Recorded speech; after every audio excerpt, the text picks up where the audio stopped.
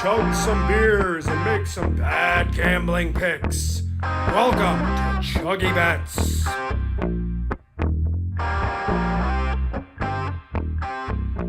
So a game that was kind of lost in the 4 p.m. dial yesterday was the Giants going into the Cardinals game. The Giants, through the first 6 quarters of the season, had scored a collective 0 points.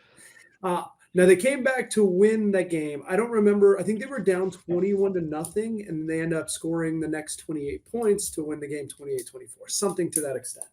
Let me grab the actual score really quick. 31-28. 31-28.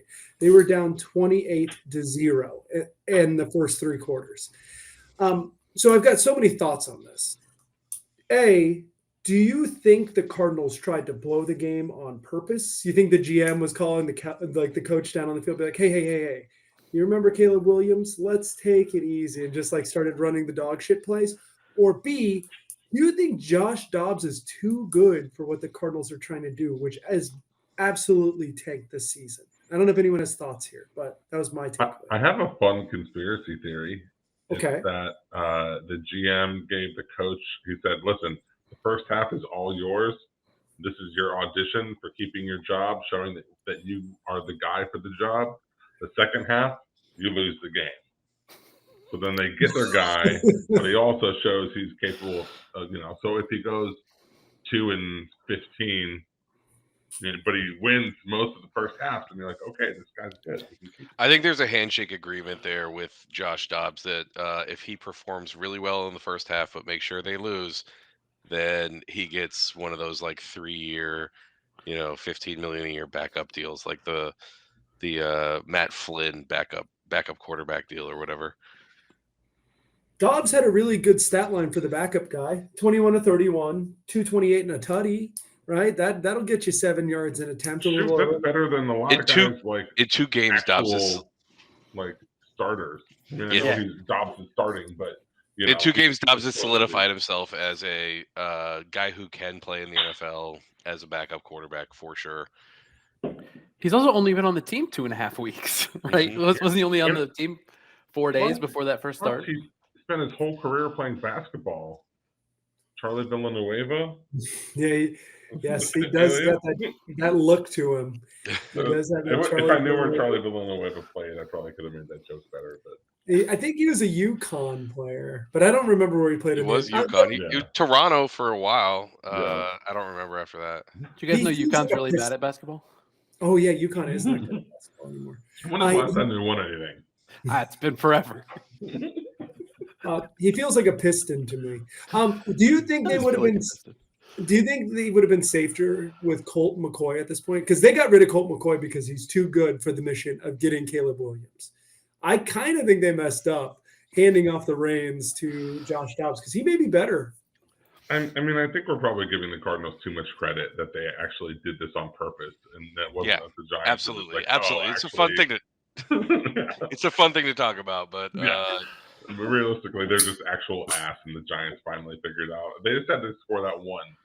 It's like honestly, when you can't hit a target when you're out shooting, and then once you finally do, you go, "Oh, that's where I got to be." And then or breaking the seal when you're out at the bar. Yeah, that's much more topical. I think that what happened was Daniel Jones was out there trying to, I got paid like a pocket passer. I better just stand back here and throw it like a pocket passer. And then all of a sudden he started running the ball around like he's supposed to, which is what makes him good. And then he's a better thrower when they have to respect the run because there's literally a spy on him, and it takes another guy out of the zone. So it makes a huge difference in being able to throw the ball if you're, a slightly above average passer instead of a great passer. So I have another theory, and I didn't watch any of this game. I guess I had Red Zone on, so I saw a little bit of it. But when you're trying to tank, right, it's a lot easier to tank at the GM level than on the field because their players are going to play hard regardless. So maybe the Cardinals have some decent NFL talent, but they have no depth. And so they just can't hang for a whole game. By the second half, they're tired. You've got nobody else to spell them with, or you are spelling them and with guys that aren't as good. So I don't know. Like I said, I didn't watch the game, but that would seem to make sense to me, is that the Giants could just hang longer because they have more talented depth. That So makes what? sense. The Giants spotted their opponents almost 70 points before they decided to start scoring this year. Something like that. Yeah. Pretty much, yeah. 61, 68, something like that. Fantastic. Yep. Not a good start for the Kings of Gotham, but Is there a more surprising start to a season than the Giants' shitty play? I don't know how better to put it. this year, The Bengals. I'm surprised the Bengals are 0-2, man. And Burrow's just playing so bad, but maybe he just got that signing bonus and he's trying to figure out like where to spend it because it's probably not in Cincinnati. I think that one, like, while I agree, like, it's surprising to see the Bengals at 0-2. They were that way last year. They were 0-2 last year, so I guess yeah. But it's we should be also, used to I think, a product of their schedule. They don't play well in Cleveland, and then having to play the Ravens right after that. I mean, granted, they just dug themselves an 0-2 division hole, which is not great, but that's not. It would be tough for them to come out of that with 2 wins. So essentially, they dropped a game against Cleveland that they were hoping to win. But they'll right the ship. They'll right the ship. I was a little bit surprised by the Chargers start, them being 0-2. Their coach is not very good. I don't have a lot of faith in Brandon Staley, but still, there's enough talent on the field that it's surprising that they're 0-2. Did you know Justin Herbert since 2020 has lost 10 fourth quarter leads? Listen, you don't have to ask me to get on a soapbox and bitch about how shitty Justin Herbert is. Like he's the most fraudulent top 5 quarterback of all time. So I wouldn't go that far. It was more of a discussion of how shitty the coach is. Brandon Staley's got to be the first coach fired this year. If they go to 0-3 or 1-3 or something to that extent, his ass is gone. So I want to defend my UConn take, by the way, because I know they won the national championship back in 2014. Okay, but then their coach got fired over some like ridiculous. It was like a recruiting. I don't remember what it was. It was some sort of like scandal. But then Hurley came in, and they weren't even in the tournament for 2 years, and then they got knocked out in the first round, and they were like winning 15 games a year. So like, I'm not wrong to say that UConn was bad for a bunch of years, and then like suddenly they go 31-8 and like win the national title. Fine, UConn was good last year, but like there was a good 8 years where UConn was very mediocre. That's true. You said they haven't been good for a while. Because I forgot the last season. All right. Yeah, it's understandable. I get it. So for a long time, Dolphins fans were pissed that we took Tua instead of Herbert. I'm cool with it. We're right now, right? Like, yeah. Cool with it. Yeah. As long as his brain stays like unscrambled, you're good. No, he just needs to stay on that jujitsu so that like when he's falling, he can throw those ridiculously off balance, out of bounds things while he's breaking his ankle. He still makes some crazy boneheaded plays. What's up? Is the Dolphins center the worst, or can he not? He's not a center. He's not a center. He's a guard Okay. that they're making play center because of injuries and just a lack of being able to sign a quality center. And for some reason, he's just not good at snapping the ball and getting on the right page. It's not like it's just poor planning on the offensive line front. But like when our offensive line has been so bad for so long, he's good enough. Like we'll take these problems over like having a leaky line, right? He's a better blocker. That's my understanding of their logic. Yeah. I didn't know if Tua had a hard time like taking a snap because his hands are a little crazy. I don't know if that was one of those things. That's a very visual joke for everyone on YouTube. Hey, welcome to ChuggieBets. They all got it. They all got it, Matt. This is the NFL Week 3 podcast. Got Danny to my left, Andy in the corner, Al above me. Before we do anything, let's chug a beer. Cheers. Cheers.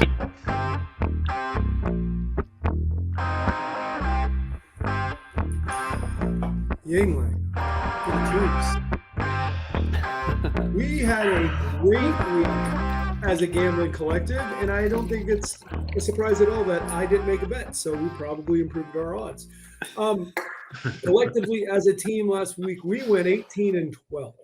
It was 19-12 if you count the bet everybody made for me. I'm true. sorry. Yes, you did make it. Let me put that in there. And that was clearly a bet I made. Yeah, no, With no. the In analysis, real the life. analysis was on the dot. It counts. It counts. So Sunshine didn't have the greatest week, but Andy went 5-4, got Monday Night Football. I think you got your Chuggy bet. I'm going to assume you did. I don't remember. I don't have the sheet. I did not. It was the Thursday night under, and that game went flying over. Holy, it was so close. We'll get into the breakdown of last week. And then Al, what a tremendous week. 11-5. One is Chuggy bet. Let's give him 2 Chuggy bets. That was a great week. Absolutely killing the game. But so we went 19-12. Guys, don't pay for picks. Just come listen. Get in the lines early. We are here to give you free money. And while you're getting free money, just give us a like, subscribe, do all that stuff. Tell a friend, tell an enemy, tell someone you love. And we'll keep on giving you picks for free, but we got to pay the bills at some point. Going on the most surprising 0-2 teams conversation we were having. That's how I feel. What? Fair enough. That degree that's floating there. There are a lot of 2-0 teams in the NFL that are absolutely like puzzling to me that I can't believe I would have never predicted before the season. Do you guys have anyone that really stands out to you as like an absolute surprise to be 2-0? I think this is obvious. It's the Commanders. Yeah. The Commanders are bad. I don't know how they're 2-0. Sam Howell's their quarterback. Like that's shocking to me that the Commanders are 2-0. I mean, He's playing fine. They're running the ball fine, but their defense has been above average, and the teams they're playing against are not playing great when they play them. So for me, it's not a team; it's a division, and it's NFC South. Yeah. Three teams are 2-0. Falcons, Saints, and Bucks all off to blazing hot starts, while the Panthers are 0-2. So the Falcons 2-0 is like they are eking by with their 2-0. Bad. Ritter does not really look to be the real deal at this point, but he's playing just well enough to win, which is, that's good enough. I mean, if we're speaking of eking by at 2-0, I think you got to talk about the Saints, who are 2-0 but have a +4 point differential. So, yeah, I don't even know how that's possible. Didn't they? I guess they won by a field goal and they won by 1 point. Okay, there you go. So, Well, the Falcons can't be much higher than that, can it? they're 15 points. Oh, did they blow out the first week? They won. They beat the Packers by a point, and then I don't know. I remember that. The Panthers did play the first week. they pulled away at the Maybe. end, I think. I don't. Okay. Yeah, It was 24-10. closer. Gotcha. Yeah, so they actually have the widest point differential in that division. Really? Wow.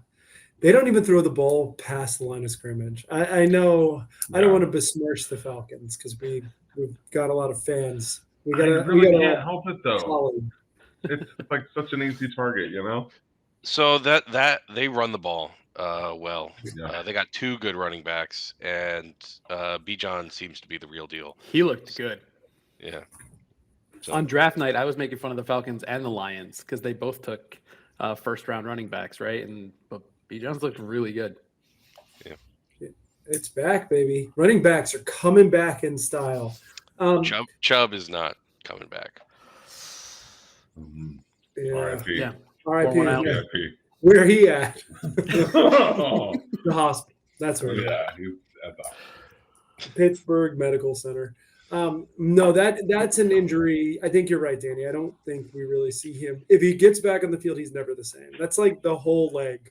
The whole leg was broke. We've seen guys do that before, but it would. Yeah, I saw it. Dude, both of ours. That was crazy. Crazy lightning. So he's like we've seen guys come back from that before, but it was like McGahee coming back before he got paid. Yeah. Chubb's got a couple mil in the bank.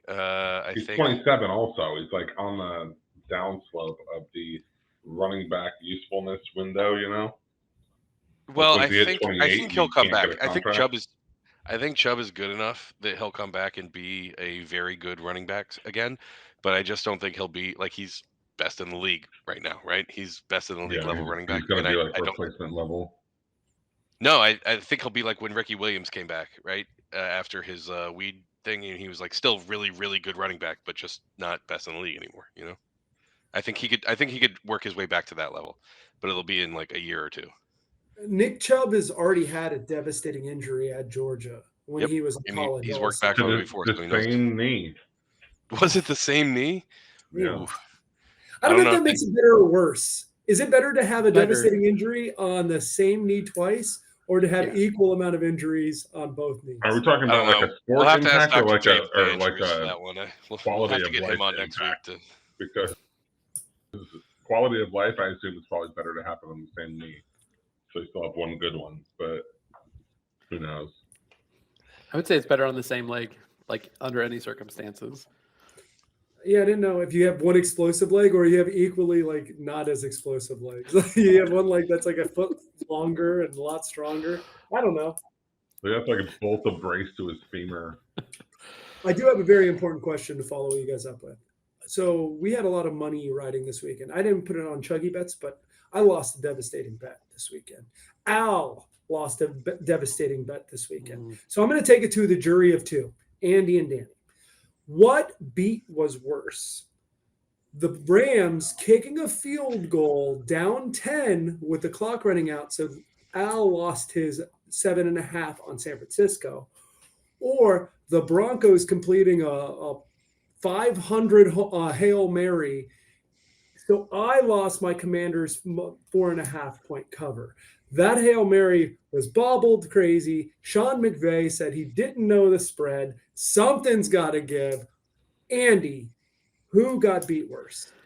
I think this is a clear answer. I think the Rams field goal is the worst beat, and it's because it was meaningless, right? Like time expired as the ball was in the air. They had no chance of like an onside kick and then a Hail Mary. Like it was completely meaningless. At least the Broncos, like it was fluky. It was crazy. It was like 3 tips, but like they had a chance to tie that game and take it to overtime. So it makes sense. There was zero reason to kick that field goal if you're the Rams. So that is definitely the worst beat in my opinion. Right there with you. Yeah, kicking a field goal just to cover. So bad. It's mean. What does it tell your team? Awful. What does it tell your team? I think it tells your team that the GM had cash on the Rams plus 7.5. That's the only thing I could think of. It doesn't benefit your team at all as far as morale. Like, hey, you didn't believe in us to go get the touchdown, but at least we kept it a 1-score game. It definitely tells your team that the GM or the coach knows that the owner places money on the team and that he wants to stay the coach and the GM. Yeah. Last year we talked a lot about one of the Colts games because they started taking a knee with like 4 or 5 minutes left. Should the Rams have done that? Like, or we're saying like the only acceptable thing here is like go for the touchdown, even though the touchdown's meaningless too. Yeah, I think I don't know. I don't know what the point of trotting the field goal kicker out there is. But wouldn't we be killing them if they had just taken the knee too? No, you got to go I for the wouldn't touchdown. have. You got to go for the touchdown. But yeah, go for the touchdown. This is why you go for the touchdown, because if somehow they get in the end zone with 1 second left on the clock, then you could still get the onside kick or whatever and get, something can happen. Something can happen where you get the ball in. I think there were like 3 seconds left, right? Like they wouldn't have even been able to run to the end zone in time to. So you think his plan was like, okay, if we get this field goal in, then we could maybe do the thing where we like the ball bounces off of them and then we return it for a touchdown, like that kind of onside kick return? No, I think he knew there was no time left for anything, and I think he knew. I think he thought the only thing we have time left for is to get the cover. That's what he did. I don't know. Nothing else explains that. Do we believe him that he didn't know the spread? No, I don't believe him at all. I mean, I think it's possible, but like, no, there's no other reason to kick the field goal. Good team, understand. Great teams cover their plus money spreads in order to lose bets. So this could be actionable gambling information if we know that the Rams are going to try and cover, even if they aren't going to win. Maybe whatever's going on with Stetson Bennett requires like a significant cash inflow, and they said, "Listen, bet the bank that we covered it this weekend. Get, whatever help you need. Whatever. I don't know what's going on, Tim, but something sort of Did they draft Penn State's sketchy, quarterback late? Right. Yeah, that's the other thing too. Maybe And they all put their heads together and said, "Here, let's get a present for Stetson." Everyone. Sean McVay didn't know the 7.5. spread. But Clifford came over and whispered in his ear. Oh. Yeah, it was devastating. I think what you should do in that situation is just bring in the backups. If you don't want to ruin Stafford's stats or something like that, roll whoever second, third string quarterback and just go make a play. I know that's not a great sign, but that's better than kicking a meaningless game. I'd rather go score. Just throw it up, man. Yeah. For the record, Clifford is on the Packers. Well, the Packers they're not 2-0. Never mind. I was like, hey, they're rolling. Clifford's coverage. They almost were. They almost were. The Falcons came back in weird fashion. But let's talk about this week. What do you say, boys? Ready to go do some picks? Absolutely. Let's go. Thursday night, we got a very interesting game. We got the Giants going into San Francisco. Giants are a 10-point dog. Danny, what you got? I got the Giants plus 10. I think that these are usually low-scoring games, but last one's high-scoring scared me. So if it's low-scoring, I think that the Giants will cover the 10. If it's high-scoring, I think the Giants might cover the 10. So I like the 10. I'm pretty sure Saquon is out. Yep. Did you know that, and does that change your pick? I did not know that. I might switch to the under, but I'm going to stick with it. I think I like it. I think I like that play. So, Andy, what's your play this week? I'm with you. Regular standing system play. Thursday night unders. It burned me last week, but I won it week 1, so I'm even for the season. Let's see if we can get above 500. The crazy part was last week, I think there was 17 points in the first half of that game. So I thought we were coasting, and then they scored 45 in the second half or something crazy. It turned into a Big 12 game in the second half, so it was totally different. But yeah, Jalen Hurts will do that sometimes. He will. Justin Jefferson too, right? You fuck around with Justin Jefferson long enough, he's gonna get his stats up for sure. Yeah, and if what's his face is ever, or Kirk Cousins is ever gonna show up in primetime, it's only gonna be on Thursday. Yeah, that's true. It's never gonna be Sunday or Monday nights.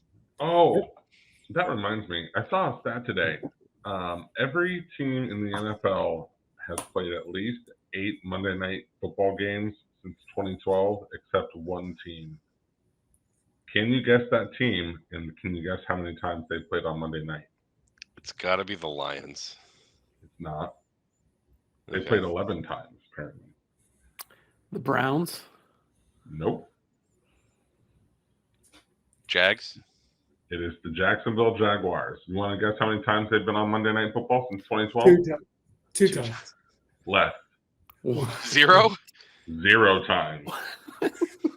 Every team in the NFL has been on Monday Night Football at least 8 times, except the Jags have not been on it at all. They do play on Monday night this year against the Bengals, though, which is cool. Ooh, a cat battle. I was like, I like I don't even know how that- Bortles never got a shot on Monday night, huh? That's too Nothing. bad. Yeah. So it was Gerard who was getting all the Monday night love, huh? Before Bortles. Yeah, that was Maurice Jones-Drew getting that love, That's true. and Mark Brunell and Mark Keenan Brunell. McCardell. Yeah, they got some Monday night love for sure. All right, let's go to that mistake on the lake where Cleveland is allowing Tennessee to come in this weekend. Al and Andy, you guys have a pick. Let's go to Al first. Y'all are gonna let Yeah. me say Keenan McCardell and not call out Jimmy Smith as their better receiver. But I liked what you did. I was happy Right. with it. I was pleased. It's more fun to say. it is a more fun name to say. Yeah, I'm always free with the Browns at home against the Titans. Obviously, they had a shitty Monday night game against the Steelers, and I think they kind of figure out their offensive woes a little bit against a team that has a decent defense, but not as good as what they faced Monday night. And I think as long as Deshaun Watson stops turning the ball over, Pittsburgh scored 3 touchdowns last night, 2 of them on defense, and 1 on. Pittsburgh never got in the red zone, and they scored 26 points. So, yeah, I think there's a bit of a fluky game. Cleveland can cover 3 at home. Yeah, it doesn't feel great after watching last night, but like Al said, their defense looks good. Ryan Tannehill loves to give up sacks, so hoping Cleveland's defense can come through here and get them the cover at home.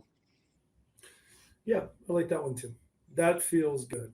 All right, let's go to Detroit, where they have you heard about their season ticket line now is like out the door with all the hype going on here, Al. It's got to feel good to be a Lions fan right now.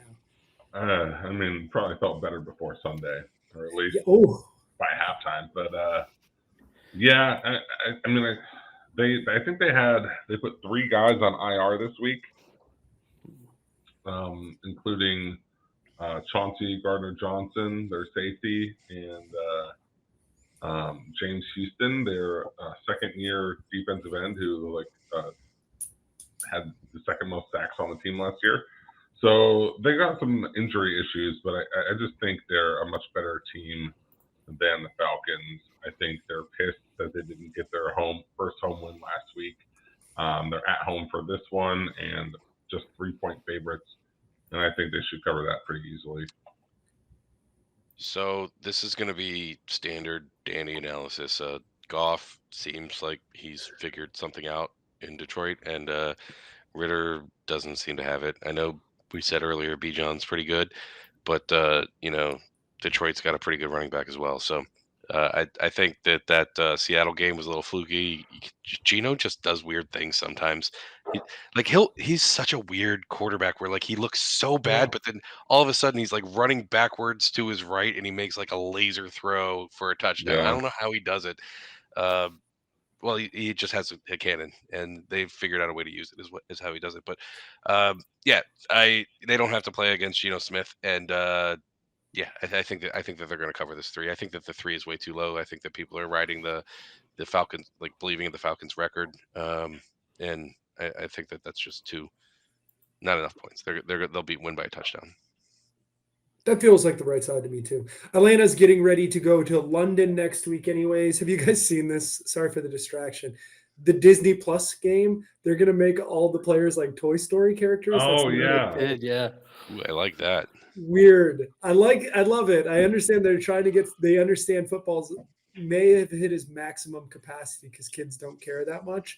But if we make them Toy Story characters, maybe they'll care. And you know what? I'm ready to watch and enjoy the experiment. I'm definitely watching the Disney Plus version of that game. You know how I know my brain is melted and I'm dead inside? Is as soon as I heard that, I was like, oh God, imagine another DeMar Hamlin situation. But you see all of Andy's toys oh no, little Bo Peep. He's Mr. Potato Head and all his organs come off and he gets tackled. Mr. Potato Head's eyes. That's just Have you guys seen the meme? Have you guys seen the meme that's if one of Andy's toys died, Andy wouldn't know, so he'd just be carrying around playing with the corpse, and all the other toys would be devastated. That is awesome. Oh no! If Buzz died, he'd just be playing with Buzz's corpse. Yeah. I'm sorry to everyone. I'm sorry to my parents for having that thought, but I just said that out loud. I hope my kids aren't awake. Gwen loves Buzz. Everybody loves Buzz. Yeah. Everybody loves Buzz. Tim Allen, baby. Let's go to Green Bay, where they have New Orleans Saints rolling into town. Andy, what do you think? So I think Green Bay's a little overvalued. They beat the Panthers, who are not good, and then they should have beat the Falcons, who are also not good. I like Derek Carr. I think he's been okay, and I'm taking the Saints +2, and then if you've been listening, you know that's also a prime teaser number. I put in a 6-point teaser, take the +2 up to +8, and then I'll have some other teaser legs later on that you can pair that with. But sometimes I just do the teaser, sometimes I do both. I am taking Saints +2 and the teaser because I think they'll win the game, and I'll take the 2. Yeah, I really like that play. I didn't have the guts to pull the trigger on a +2, but I love including New Orleans in a teaser. So I know we handle these picks week by week, but there's a game next week, like a week 4 matchup, which is the Commanders at the Eagles, and the Eagles are 7.5-point favorites right now. I love Nailed teasing it. this Saints line with that Eagles line and getting Eagles -1.5 and Saints +8. That feels like the most like free money that has ever been free money. So just gonna suggest that one, but for the purposes of the picks here, I'm gonna tease New Orleans with my other selections we go over later today. The problem with doing a bet 2 weeks out in the NFL is what if somebody's knee explodes? Sure. Yeah, But we got enough of that this past weekend, so I think we'll probably get it. Yeah, because none of it happened in week explosion-free 1. week. No injuries happened in week 1. Not that many. Dobbs, Who? Dobbins, sorry, J.K. J.K. Dobbins. Dobbins for sure. Yeah. Okay. And That guy can't stay healthy, huh? I'm sure you talked about it last week. That poor bastard can't keep his Achilles right. Why don't we go down to Miami? What do you say, guys? We got Denver, Mr. Unlimited coming into town to Miami. Al, what are your thoughts? Yeah, so I really don't like this one, but I'm doing it. I'm going to take Denver +6.5. It's one of those situations where the Broncos didn't cover last week and the Dolphins did. You're getting almost a touchdown here, and I think for as bad as the Broncos have looked, I think they've looked a lot better than they did last year. I think the Dolphins have all the talent in the world and they can steamroll people, but they also happen to shoot themselves in the foot fairly regularly. So I think all those things can align and the Broncos can still lose this game but cover the 6 relatively comfortably. For all the same reasons, I'm with you, but I see someone is against us, Danny. Fly the Dolphin flag. Yeah, so this is what Washington scored 33 points on the Broncos. You guys are aware of that, right? Washington. Yeah. So if Washington's offense scored 33 points on the Broncos, that defense is just not doing it. Like, sure, Vegas only put up 16, but like they don't have any players except Devontae Adams. So like there's nothing going on. Like if the Broncos don't have a good defense, like sure, Sean Payton's got Mr. Unlimited playing a little bit better and they're scoring a few more points, but like I just don't trust the Broncos defense against Miami's offense. Like we're gonna score 40 on them, and I think that like they're not gonna get 33 on us. So 6.5. And Vic does know his guys, right? Vic Fangio should know those Denver players pretty well. So, especially the defensive side. So there may be a benefit there, but just I'm kind of in agreement with Al. I hope I lose the money. I'll eat the money. I'm not like some scoundrels here who are rooting against the Dolphins, their favorite team. I wanted the Dolphins to win by less than 8 points. I would have gladly given up those bets to have the Dolphins win if those were the only 2 options. But I had an option in the middle. Yeah. Sam Howell put up 33 points, guys. Yeah. Sam Howell's pretty good. I think he's going to be pretty good. I also think Washington defense is okay, which that part scares me. I haven't been overly impressed with the Dolphins defense. And Russell Wilson still got something. Don't know what that is. It may be limited. It may be unlimited. It may be, I guess there's nothing in between the two, right? But he may be on the high side of limited. It feels limited. Yeah, that takes me limited. Let's go to the I think what is probably the most interesting game in the 1 o'clock window. We got the Chargers Vikings. No one has a bet here, but I think it's as far as offense, the total's 54.5. I was going to come in and shoot the over on anything in the 40s, like high 40s. 54.5 is a big ass number in the NFL. And look, I still may shoot the over. I think this game and the one after it, Patriots and Jets. I think you're going to have a lot of squares on that Chargers Vikings over and a lot of squares on that Patriots Jets under. And the totals respectively 54.5 and 37.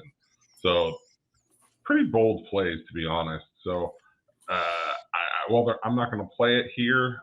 By Sunday, I might consider fading those, going under in the Chargers game and over in the Pats Jets game, but I'm not going to do anything here for the pod.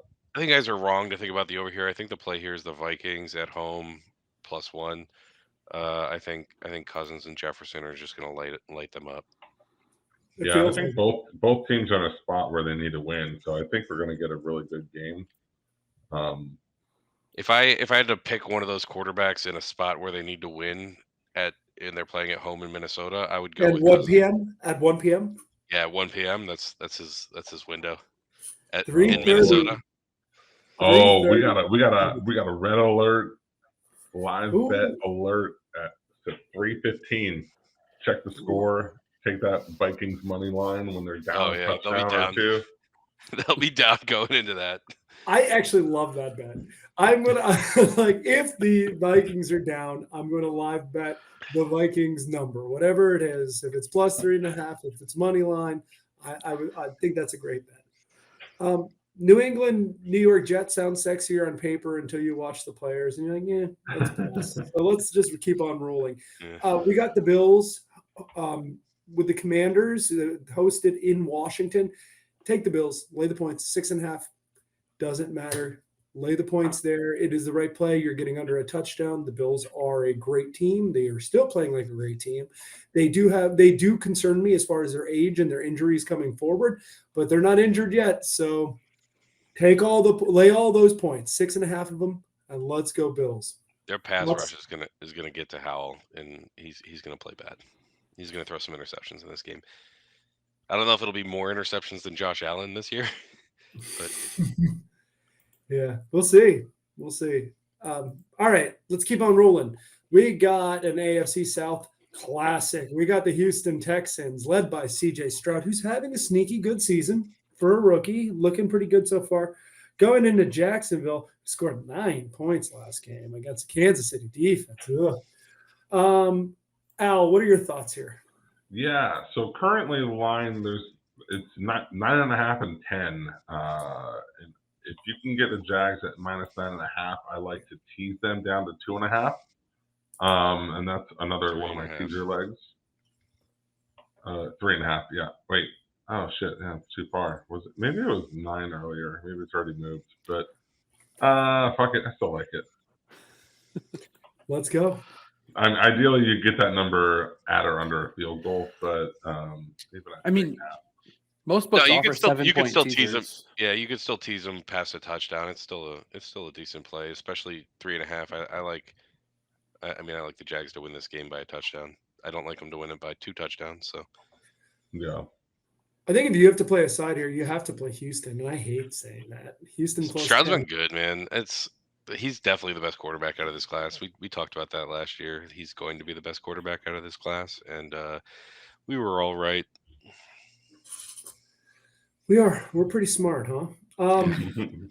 Let's take Indianapolis and the Fighting Minshews going into Baltimore. Al and Andy, you're on a similar play. Andy, what do you like? What do you like here? Just another system play on the Wong teaser. You can tease Baltimore. I don't have the numbers in front of me. I think it was 8 down to 2. Yeah. Is that right? Yeah. You mentioned the Fighting Minshew's. I was reading today that they weren't sure if Richardson was going to play or not. I like it if Richardson plays. I like it even more if Minshew plays. But don't get me wrong. I like Minshew. He's exciting. But he'll also, he's kind of a gunslinger. He'll make some mistakes too. So Baltimore Minshew is way home, better coming into a game than he is playing the game. Yeah, starting the game. He's right. He's right. So Baltimore tease it down to -2. Yeah, same thing. I'd probably the Colts have looked surprisingly good so far through 2 games, but I'd probably even like laying the 8 with the Ravens here, but I'm not going to do that. I'm just going to tease them down to -2. That feels a lot better. Sounds good to me. Let's take it to the 4:00 window. The only 4:05 game is the Panthers going into Seattle. Seattle is a 6-point favorite. Look, this is not the good mathematical play as far as like the long teasers and everything. But I'm going to tease Seattle down to 0. And if I tie, then I don't know what happens with the books. Maybe I blow up Bovada. I'm sorry, unlisted gambling site here. But there's no reason Carolina should go on the road and win. Bryce Young doesn't know who the center is, doesn't know who the guard is.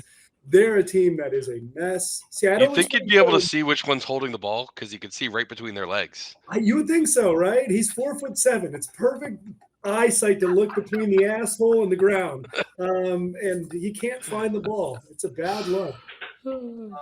Yeah, I'm teasing Seattle. Like I said, I know it's not a good play, but I'm fairly confident Seattle win. Will they win by 6? I don't know. Feel good. So there are books that offer like 5-point teasers, usually for plus money. So you can get like a plus 100 or plus 110 for a 5-point teaser. So something worth looking at. You know what? Screw it. Let's do a 5-point teaser. I'll even partner it up on the other end. But that is the play I'm going to do there. I think Seattle will win the game. Let's take it to 425. That might not be a bad one to pair with that Jacksonville one to go down to like 4 points if it was 9-4. That's to 4.5? Yeah.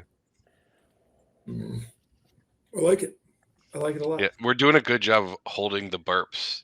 Sorry, that was my fault. I'm just saying we all did great on hitting the mute button after the chuggy, and then that one just slipped out. So the listener that made that complaint said that in the very next episode there was a burp and he was going to live with it, but then the person who burped said, "Hey, didn't we have a listener request no burps? Tough shit." And that's when they turned off the podcast. So they'll be back. Matt, you apologize. I'm sorry. After your burps. No, fuck it. He's already gone. He listened again. Let's take it to 425. We got Chicago Bears going into the land of the Chiefs. Al, what do you like? Yeah, so I don't know if I'd say I like it, but Bears plus 13.5. I think that number's actually gone now. I think it's 12.5. For these purposes, I've already got it at 13.5, so I'm leaving it there. But go ahead and play it at 12.5. I don't know. It's not. It feels stinky. So are you thinking this is the game that they let Fields start running because he hasn't really been moving very much, and they're terrible, and he's terrible when he doesn't? So. Yeah, sure. That sounds like a thing. This feels like a loss, but I don't know why this isn't a lot. Then take it off the board, bud. No, I'm gonna stick with it. Okay. I like it. I'm gonna probably follow you in here just for the funs, for the lulls of it. Let's take Dallas going into Arizona and the Fighting Josh Dobbs. Line's 12 or 12.5. Andy, what do you like? I'm like Al on those last pick. I don't necessarily like it, but Arizona plus 12.5. I show value there. They're at home. Dobbs has been better than we expected. 12.5 is just too many points. The Cowboys gotta be due for a clunker, right? Like they are. Do they? They have the most points scored and the fewest points allowed in the NFL. And now they're playing the worst team. Yeah. When it's only 12.5, I don't know. You would think with those stats, they'd be like 3 touchdown favorites, even though that doesn't happen in the NFL. But this seems like the easiest 21-point blowout that like we all know is going to happen. I'm trying to pump up Andy here, No, I have the other side. I'm taking the other side. Okay. Good job, Andy. I think the Cowboys have looked like the best team in the NFL this year, and they're playing what looks like the worst team in the NFL. 2 touchdown spread doesn't seem like enough. Yeah. I don't think they've looked like the worst team in the NFL, though. I think that's Carolina. They look bad. Yeah, it could be Carolina. But they have the team that's trying really hard to be the worst team in the NFL. That's true. I kind of have a rule that I don't like. I kind of have to take all double-digit dogs at home. So because of that rule, I'm going to be taking Arizona plus 12.5. It's nothing more than that's just something I usually do. I hate it, but I'm going to do it. So I'm with Andy. I don't have any good feeling about it. It's just something I normally like to do. Yeah, I feel honestly, like when you hate a bet and you're getting a lot of points, it is usually a good sign. I feel like. Yeah. I've done it. Well, I love this bet, so you guys, that should also be a good sign for you guys, because this is my favorite. I haven't hit a chuggy bet, I think, on college or pro this year, so this is probably my chuggy bet. There you go, buddy. Get it. That's not true. You hit one last week. You just weren't here to give it out, so we made Al drink. Oh, that's what I would have made drink. That's what I would have made drink. Yeah. Yeah, we know you, bro. We made Al drink, and we picked the Dolphins. All right. Because Mac Jones is bad and Tua's good. Hey, it worked. You weren't wrong. You weren't wrong at all. I was not.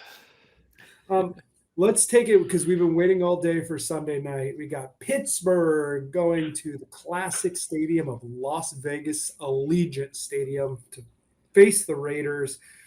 We're all kind of in a similar place, but I'm going to let Andy go first. Oh, yeah, I'm going to let Andy go first.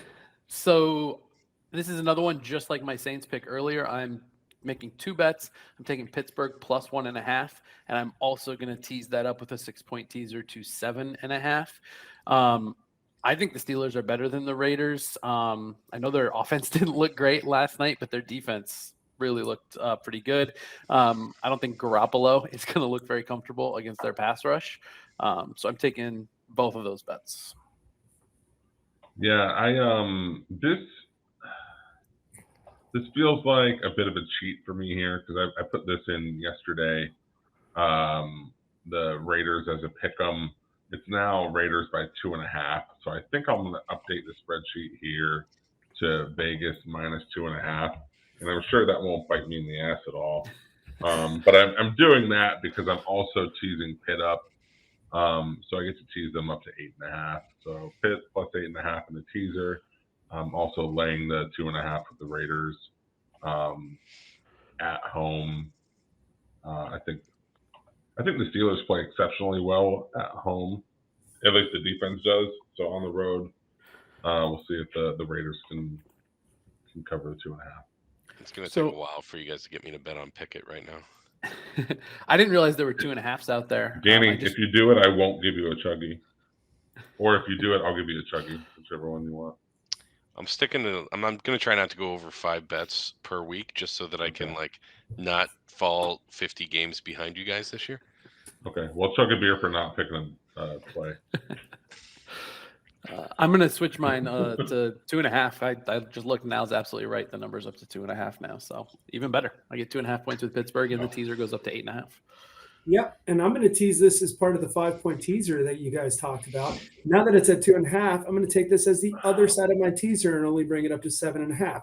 So that's better. Now I need Pittsburgh to lose by a touchdown or less, and I need Seattle just to win the ball game. Just go out and win me a ball game. I love it. I like Pittsburgh as a teaser spot anyways, but now I'm beating this. Get some plus money on this for sure. I don't know why the NFL is doing 2 Monday Night Football games. I feel like that's one too many. I know there's no such thing as bad football, but I don't need another Monday Night Football. But for the first Monday Night Football game, it's Philadelphia at Tampa Bay. I'm taking the under. I think you're going to see the wheels fall off of the Mayfield experience a little bit, even at home. I just think Philadelphia is better. I should probably lay the points, but I'm just going to take under 45.5. Feels like the right. I feel like laying the points is the move here because Jalen Hurts might put up 40 points all on his own just on running in touchdowns. Yeah, Tampa's played okay defense to this point. They have. Their defense is actually solid. So I think the Eagles' offense has not really looked as explosive as people expect. So I like the play, Matt. I think also my theory with the 2 Monday night games is NFL is A/B testing time slots.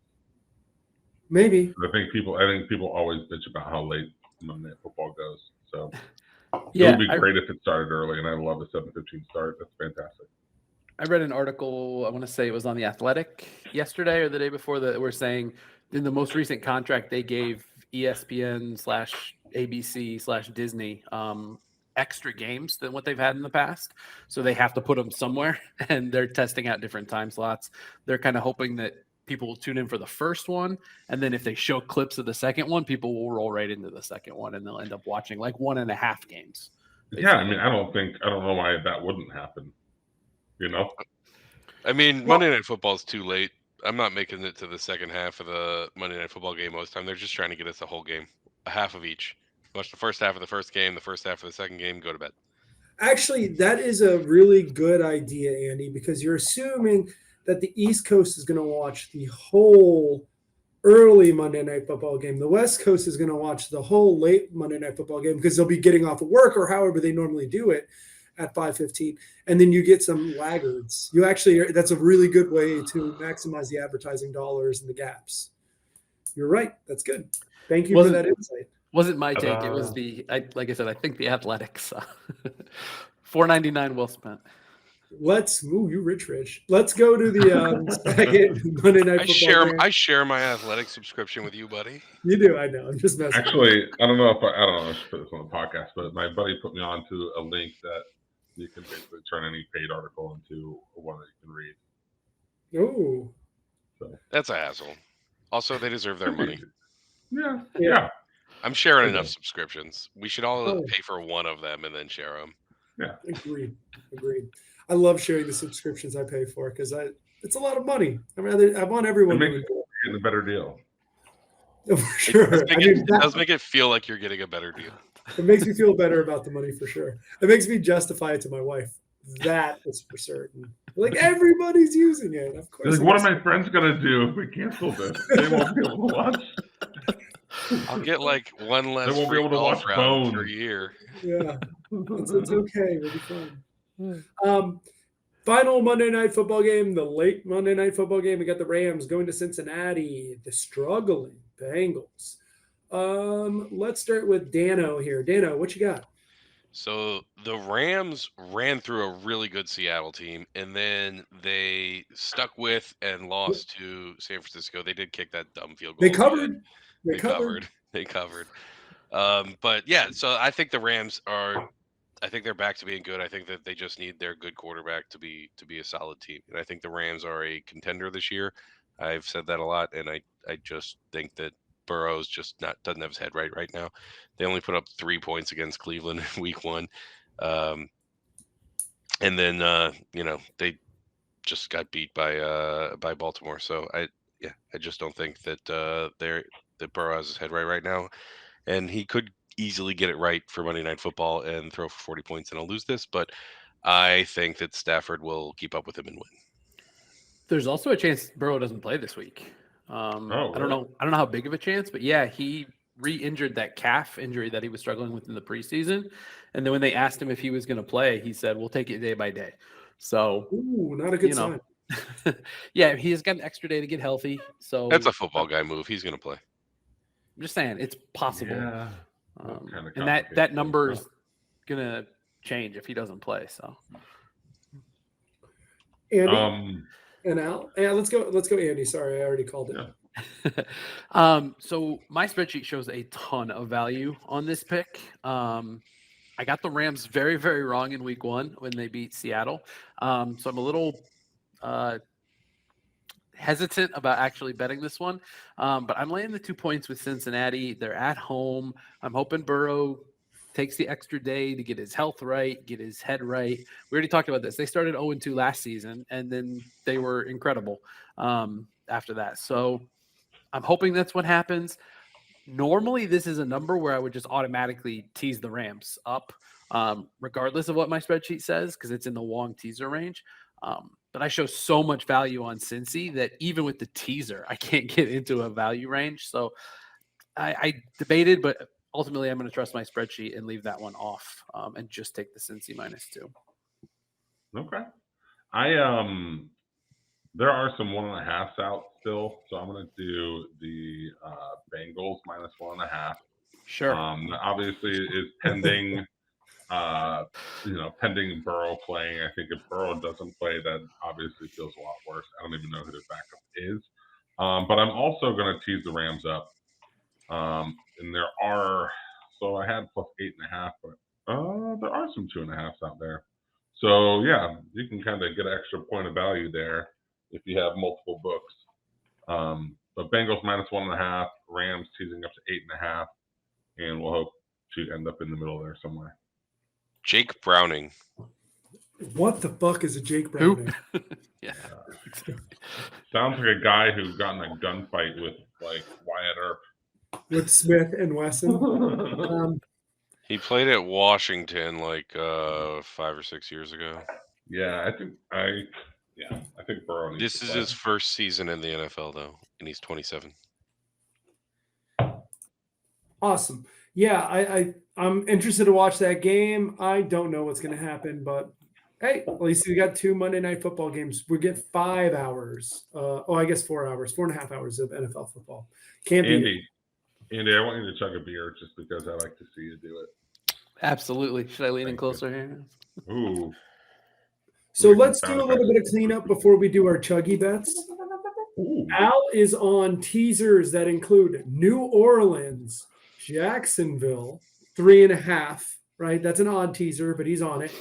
Baltimore, Pittsburgh, and the LA Rams. Do with that information what you want. Andy is on teasers that include New Orleans, Baltimore, and Pittsburgh. And I'm on a 5-point teaser where I need Seattle to win and Pittsburgh at +7.5 for plus money. All right, we got that out of the way. Andy, what's your chuggy bet for this week? I like the Cleveland -3. Cleveland -3. Nice. Danny, what you got? Oh, you're going Dallas? Yeah. Dallas it is. It's a fun one. Al, what you got? I think I'm going to do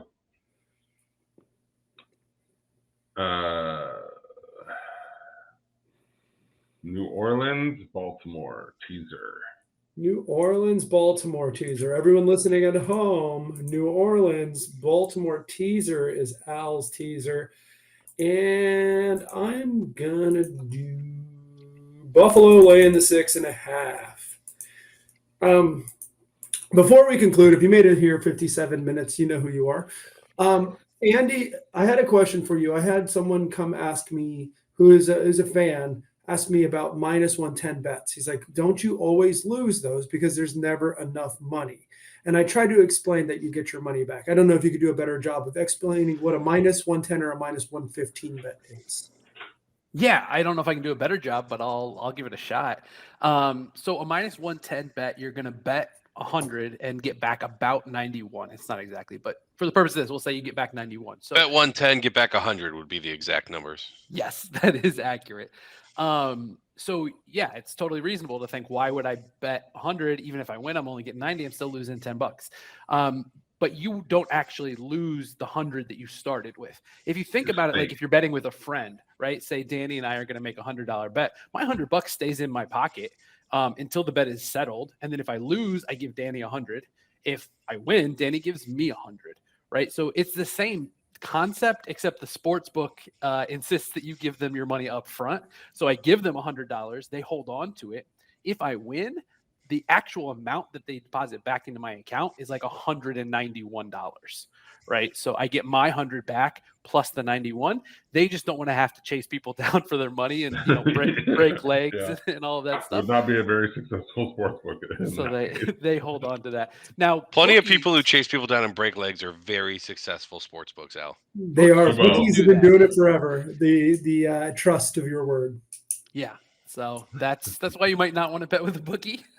But yeah, the sports book's going to hold on to your money forever if you lose, but they'll give you your money back plus your winnings if your bet hits.